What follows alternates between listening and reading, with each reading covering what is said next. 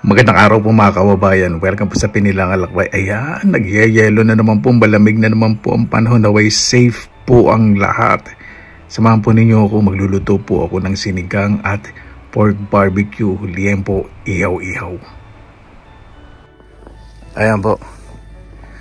Kagabi napakalakas ng ulan, ngayon naman nag-snow, ibang-iba na talaga ang winter, pero plus temperature. Kahapon po walang snow. Kanina narinig ko yung ingay ng ugong. Yung hangin pag nag-snow. Tingnan po natin. Ayun. Ang mga tao po nasa loob po ng bahay. Yan, malinis pa rin ang aking terrace. Medyo mapagpapagpagpag ako. May mga may mga regalo sa akin ng mga ibon. Ganun daw po yung mga hayop. Pag gusto makapagkaibigan po sa mga tao, nagbibigay po ng mga kung ano-ano. Squirrel, nagdadala po dito ng yung pine tree cone, yung bunga po ng pine tree. Opo. Nakaraan po, di ba, pinakita ko pa sa inyo, nasa kahon. Tapos yung mga ibon yun, mga sanga. Bago po tayo magmukbang, syempre. Pakita ko po muna sa inyo, no, dahil ganyan po yung buhay po dito, baka hindi na ako makalabas. Medyo malamig po ngayon eh. At ginawa ko nga pakinabang yung araw ko ngayon. Naglaba po ako.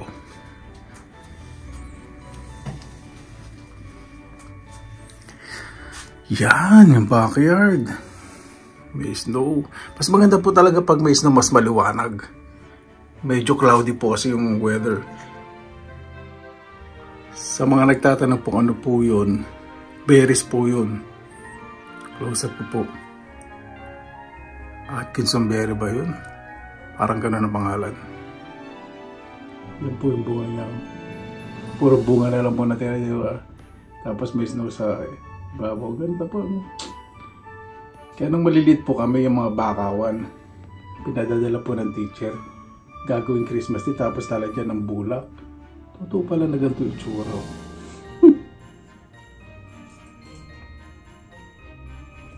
Ayan, nagtimpla po ako ng... Hindi nagtimpla, tinimplahan ko po itong ating liempo.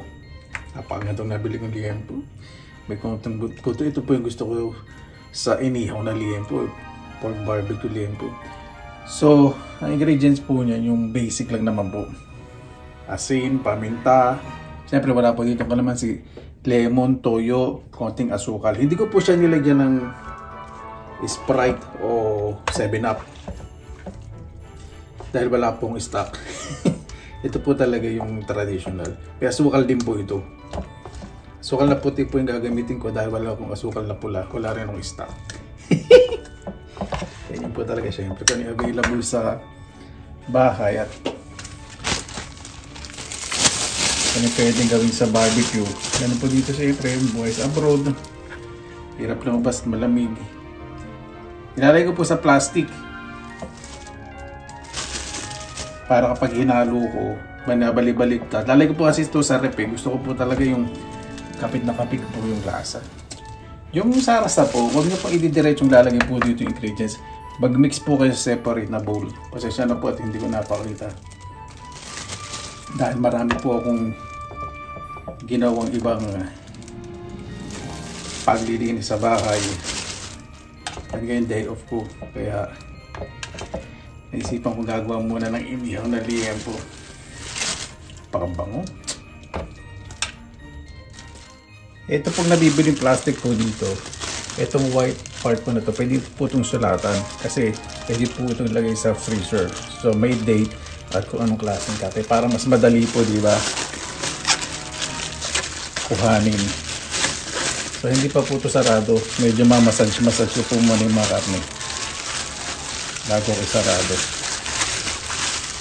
Pag gagawin nyo po ito, sigurado yun po ninyo yung plastic nyo medyo malaki. Pag naman yung malit, syempre pag ginawa nyo po ito, ilalagpas po yan, lalabas. Yan, para halong-halo po yung lasa. Gawin nyo po ito mga 20-30 minutes. Kapag nararamdaman nyo na lumalaki na yung muscle nyo, sa isang braso. Okay na kung lahanin yung muscle nyo. Yung braso yung muscle. Okay na, hindi naman po 30 minutes. Lakas talaga ng tama ako. Ano lang, 1 to 3 minutes, mga ganun lang. Okay na po yan. Pag nilagay ko po sa ref, siyempre, higa-higa ko yan. Baligtarin ko rin po. Diba? Ganun po. Yan, medyo pipisil-pisilin po ninyo na kailangan ay walang hangin. At ikot nyo po mabuti ito. And then, sarado po ninyo ng maayos. Diba? So, para mas safe pag nasa ref at hindi sumabog, pwede nyo po ilagay sa isang bowl kung gusto po ninyo patungan, pero plastic na lang kasi para mas may space sa ref. Kasi kung lalagay sa bowl, kakain lang ng space yun. Diba? Ganun din po, bowl po ninyo. At yan, lagay po muna natin to sa ref.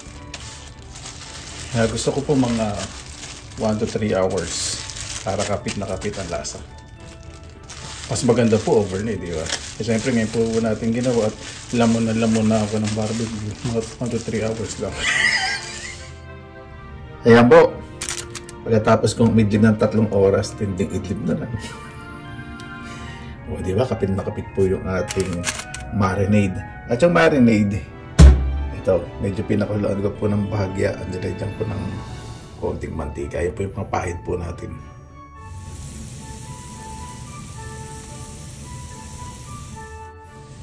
Ayan po, di ba? Napaganda po ng ating pagkakaiyaw.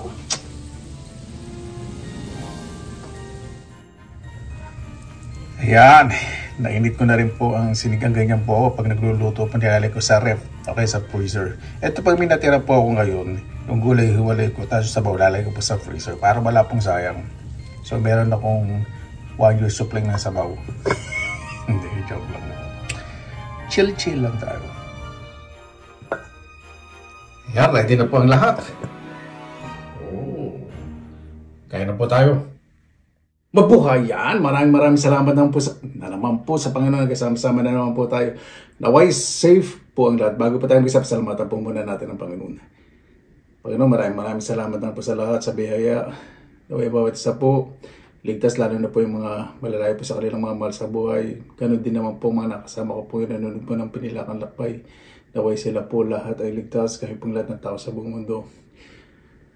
Kayo na po ang bahala po sa amin. Sinusuko na po namin sa inyo lahat sa kanan ni Jesus. Amen. Kasama po natin. Gigil na po ako dyan sa inihaw. Minsan lang po kasi kung gumawa niyan. Pag iniihaw po sa oven, naglalabas ng liquid. So tinatanggal ko yung liquid bago ko baligtarin at pahira ng base.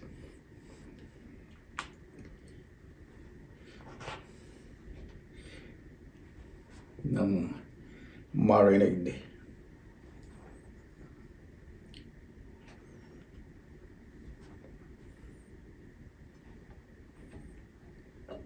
Dalawang araw din po tayo hindi nakapagmukbang, ano?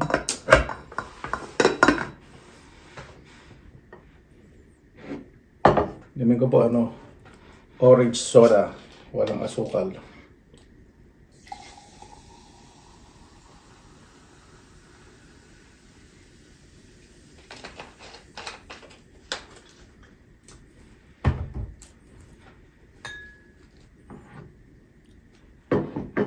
Naman ako sa bawo.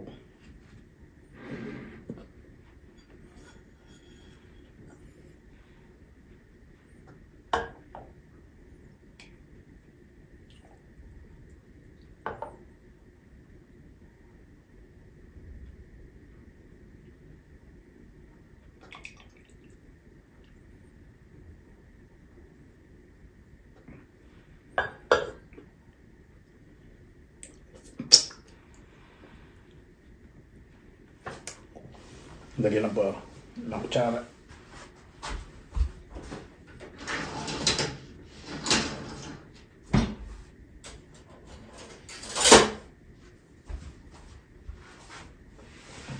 So, sinulin yung buto-buto eh. Yun.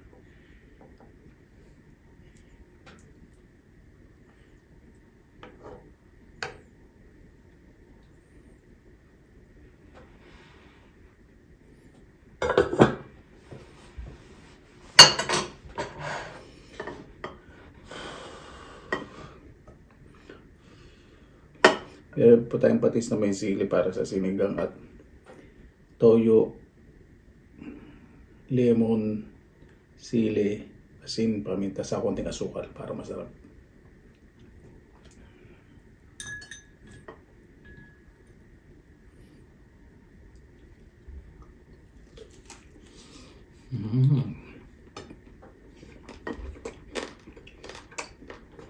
Naging crispy yung balat.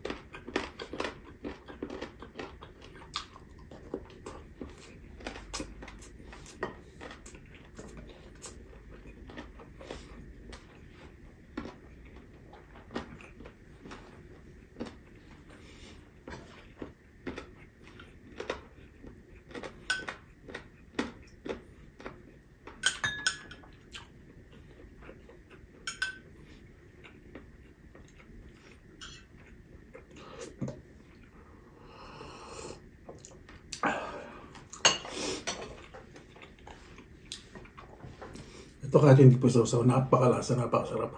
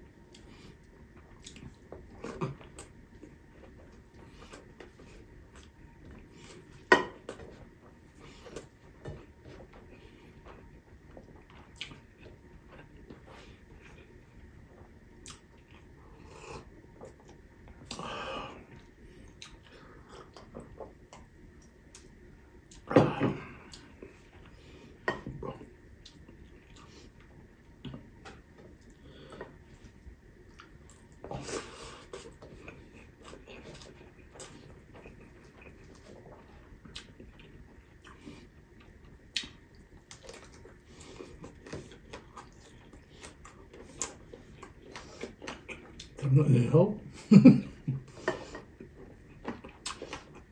Hindi chicharon yung balat.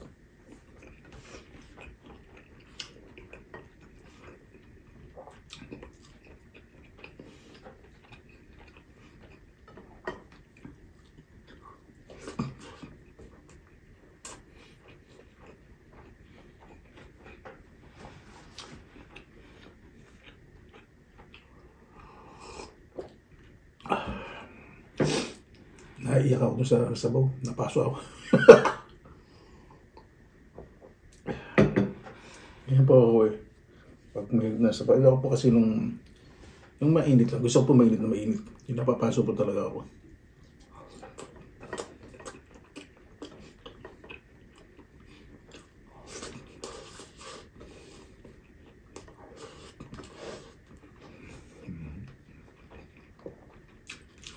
Bener na bener.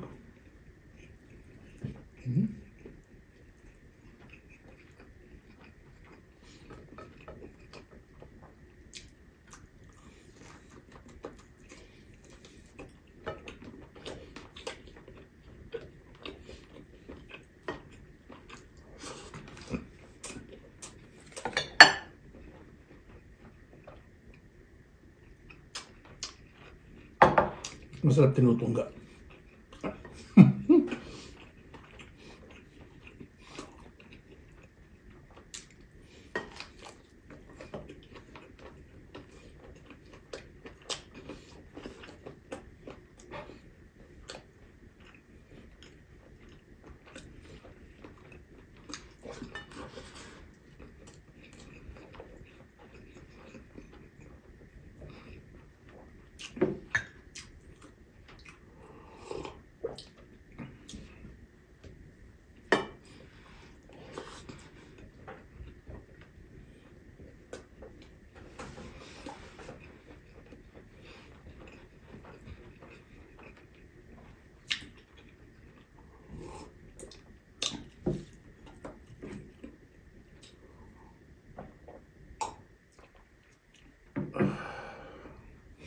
Napakasarap.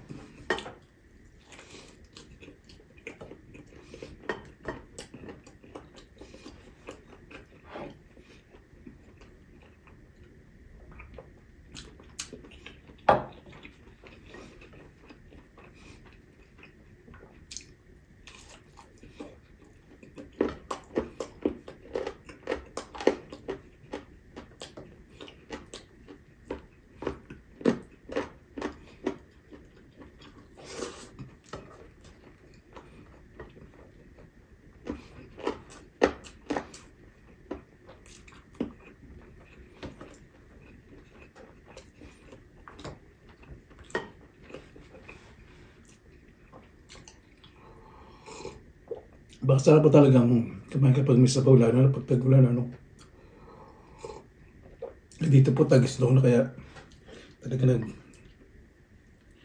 save po ako ng sabaw.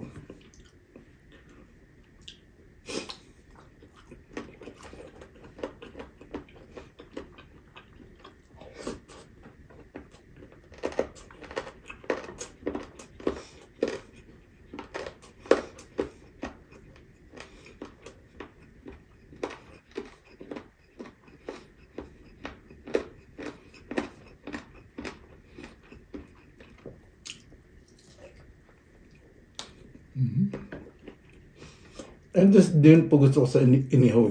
May konting kunat at crispy. Yung balat, napakasarap.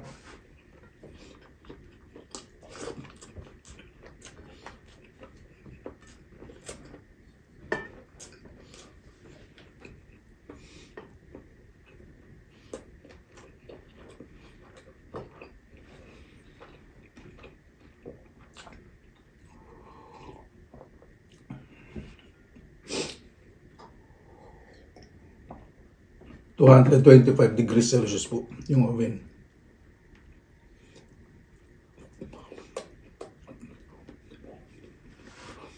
Tapos babalik-balik ko, tinatanggal sa oven, babalik-balik.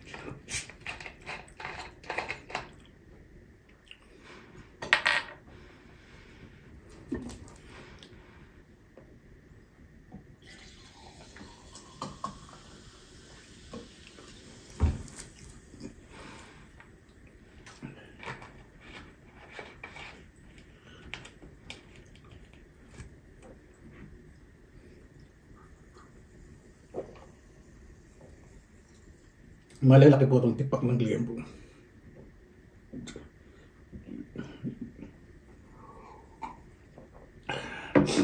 Paano po, bakit namin tapos pasalamatan po muna natin ang Panginoon. Panginoon, maraming salamat na po sa biyayang binigay niyo po sa amin na buhay bawat isa po ligtas. Lahat po sana may pinagdadaanan, physical, spiritual, mental, emotional ay gumaling po. Lalo na po sa panahon ngayon na hindi po talaga malalaman ang mga sakunad na marating. Ibang-iba na po talaga panahon. Naway pangalagaan at respetuhin po na ng bawat isa ang inyong lahat ng mga nilika. Excuse me. Kayo na pong bahala po sa amin, patawarin niyo po sa aming mga kasalanan. Maraming salamat po, sinusuko na po namin sa inyo lahat. Sa ngalan ni Jesus, amen. Excuse me. Paano po, maraming salamat po sa inyong oras na inilaan sa pinilang alakbay. Ilang inantok. Basta lagi po tayong positive vibes, good vibes. God bless, ingat po lagi magandang araw. Laban lang.